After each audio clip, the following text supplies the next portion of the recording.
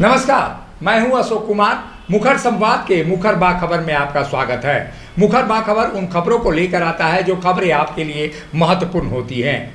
देश में इस समय शेयर बाजार में मंदी देखी जा रही है। शेयर बाजार की मंदी के कारण निवेशक परेशान हैं और निवेशक यह नहीं सोच पा रहे हैं कि आखिर इस समय में वो क्या करें, क्योंकि उनके लिए ये विपरीत स्थिति की घड़ी है। आज हम आपको वित्तीय प्रबंधक से मिलवाते हैं, जो वित्तीय प्रबंधक आपके लिए काफ़ी कुछ लेकर आए हैं। आपके निवेश करने के तरीके और तमाम चीज़ों को वो बताएंगे। इस समय हमारे साथ certified financial planner Jitendra Kumar हैं। जितेंद्र जी, सबसे पहले आपका स्वागत है। नमस्कार अशोक जी। सबसे पहले ये बताइए कि जो फाइनेंशियल स्थिति है, जो शेयर बाजार में उहापोह की स्थिति इन दिनों दिखाई दे रही है, उस स्थिति में निवेशक ये नहीं सोच पा रहा है कि आखिर वो क्या करे, आखिर इस घड़ी में उनको क्या करना चाहिए। देखिए, ये जो शेयर बाजार है ये लगातार जो गिर रहा है, ये मीडिया के माध्यम से सब कुछ जान रहा है, लेकिन ये स्थिति बराबर होते रहती है। ऑलवेज 1 ईयर, 3 ईयर, 5 ईयर के टैरिफ में अगर जाएंगे तो कम से कम 5%, 10%, 20% के अनुसार ऊपर नीचे होता है। लेकिन निवेशक अपने गोल सेट करके यहाँ पर आए तो वहाँ पर कोई प्रॉब्लम नहीं है। अभी भी जो भी निवेशक लंबे समय के ये मतलब नहीं हुआ कि हम 20 साल 10 साल के लिए हम आए। हमारे लिए गोल सेट होना चाहिए, किस पर्पज़ से हम पैसा जमा कर रहे हैं। पर्पस अगर हो तो मार्केट से हमको कोई लेना देना नहीं। मार्केट अपना स्थिति अपना चाल से चलते रहती है। लेकिन अभी निवेशक क्या करे, क्योंकि लगातार जो शेयर बाजार में अप एंड डाउन की स्थिति है, इस स्थिति में निवेशक क्या करे, किन बातों पर ध्यान दे। निवेशक अपने गोल पर ध्यान दे कि अगर हमारे एग्जाम्पल के तौर पर अगर लेते हैं, माने किसी निवेशक ने अगर 10 लाख रुपए डाला और उसका टाइम फ्रेम 5 साल का है, तो उस स्थिति में उनको अपने वैल्यूएशन पर ध्यान नहीं देना चाहिए, क्योंकि उनको पैसे की ज़रूरत 5 साल के बाद है। अभी कम होगा या ज़्यादा होगा वो होने के लिए शेयर बाजार में थोड़ा सा रिस्क है, तो वो टाइमिंग का रिस्क है। पैसे डूबने के यहाँ पर खतरा बहुत कम है। लेकिन अभी क्या करें, जो निवेशक है निवेश किए हुए हैं, उन निवेशकों के जो शेयर बाजार में लगातार जो गिरावट आ रही है, ऐसी स्थिति में वो क्या करे, क्या स्थिर रहे या निवेश अपने बाजार से वापस ले या निवेश करे। नहीं, इस स्थिति में ये इसीलिए कहा गया है कि ये जो निवेशक है ये पर्सनल फाइनेंस का सब्जेक्ट है। पर्सनल फाइनेंस की स्थिति ये होती है, हर आदमी के लिए अलग अलग एसेट्स है, अलग अलग लाइबिलिटीज़ है। अगर किसी भी निवेशक को अगर लगता है कि हमारे पास कुछ सरप्लस पैसा है, तो इस स्थिति में उसको एडिशनल परचेज करना चाहिए। एडिशनल परचेज अगर जिसको अगर नहीं है कि अगर हम एडिशनल परचेज नहीं कर सकते हैं, तो वो यथास्थिति बनाए रखें, क्योंकि वो इन्वेस्ट करते समय ही हम लोग क्लियर कर देते कितने पैसे के लिए, कितने अंतराल के लिए वो पैसा जमा करने के लिए सोच रहा है। उसी हिसाब से फंड का सिलेक्शन होता है। अच्छा, एक बात बताइए, अभी लोग निवेशक जो हैं वो SIP में ज़्यादा निवेश करते हैं। SIP में जो स्थिति होती है ज़्यादा निवेश करते हैं लोग, तो इस समय SIP को जारी रखना चाहिए या उसे बंद करना चाहिए, या जो मिड कैप है और स्मॉल कैप है उसमें क्या अंतर रखना चाहिए और क्या कुछ उसको सावधानी बरतनी चाहिए। देखिए, ये जितने भी वोलाटाइल मार्केट होती है, अप एंड डाउन होती है, तो उसमें SIP एक ऐसा माध्यम है, सिस्टमेटिक इन्वेस्टमेंट प्लान। उसमें जो भी निवेशक है उनको कंटिन्यूटी रखना चाहिए। बीच में निकलने से उनको माने हानि की संभावना बहुत ज़्यादा है। हानि की इन द सेंस कि उनको अगर बीच में निकलते हैं तो टैक्स का भी प्रभाव पड़ेगा, उसको भी हम लोग को ध्यान में रखना है। और दूसरे कि इसमें हम लोग यूनिट, जो भी निवेशक यहाँ पर पैसा का इन्वेस्ट करते हैं, वहाँ पर पैसा का वैल्यूएशन यूनिट में कन्वर्ट हो जाता है। तो अभी मान लीजिए कि कोई अगर पे नहीं खरीद रहा है, अगर 10 रुपया उसका रेट है, अभी उसको अगर 8 रुपये में मिल रहा है, तो वहाँ पर तो एडिशनल हम परचेज कर ही लेना चाहिए। तो स्मॉल कैप और मिड कैप की आपने बात की है, तो स्मॉल और मिड कैप थोड़ा सा रिस्की है, लेकिन रिटर्न वही जनरेट होता है। अगर टाइम फ्रेम आपके पास लंबा है तो वहाँ पर आपको निवेशक को कंटिन्यूटी बरकरार रखना चाहिए। मतलब यहाँ अगर शेयर बाजार में गिरावट है तो आपने कहा कि खरीदने की, हाँ, अगर आप अफोर्ड कर सकते हैं तो ज़रूर करना चाहिए। एडिशनल परचेज कीजिएगा, आपका जो रिटर्न बनेगा, ऐसा डाटा अगर कहता है कि अगर 5 साल के इंटरवल पर अगर एक बार करेक्शन होता है तो आपका रिटर्न SIP के थ्रू 1.5 से 2% का एडिशनल बेनिफिट दे के जाता है। मतलब और बेनिफिट मिलेगा। लेकिन यहाँ पर जो भी मीडिया है, सोशल मीडिया है, उस पर कुछ नरेशन चलता है कि पैसा डूब गया। यहाँ डूबता नहीं है, वैल्यूएशन कम या ज़्यादा होती है। अभी पिछले कुछ दिन से हम लोग भी देख रहे हैं मीडिया या पेपर में कि एसआईपी का जो क्लोजिंग रेशियो है बहुत ज़्यादा बढ़ गया है।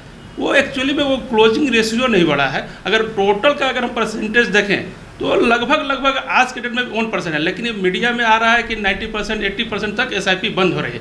वो बंद ये हो रही है कि नया जो उस मंथ का स्टार्टिंग हुआ न्यू, उसके रेशियो में वो क्या कहा जाता है, अनुपात है। ये तो अभी आप सलाह दे रहे हैं कि एसआईपी को जारी रखा जाए, एसआईपी को जारी रखा जाए। एक बात बताइए, डायरेक्ट जो शेयर बाजार है, शेयर बाजार में डायरेक्ट इस समय निवेशक डायरेक्ट इन्वेस्ट करें या जो म्यूचुअल फंड है, म्यूचुअल फंड के माध्यम से निवेश करें? निवेश की कौन सी बेहतर इस समय जो माहौल चल रहा है शेयर बाजार में, उस माहौल के हिसाब से कौन सा बेहतर है? देखिए, होता क्या, शेयर बाजार में दोनों तरह से इन्वेस्ट आदमी, आम पब्लिक या इन्वेस्टर करते हैं। शेयर बाजार में हुआ कि आपने पैसा डाला किसी भी कंपनी का, आपने डायरेक्ट शेयर खरीद लिया, वहाँ पर रिस्क बहुत ज़्यादा है और प्लस आपको नॉलेज होना चाहिए।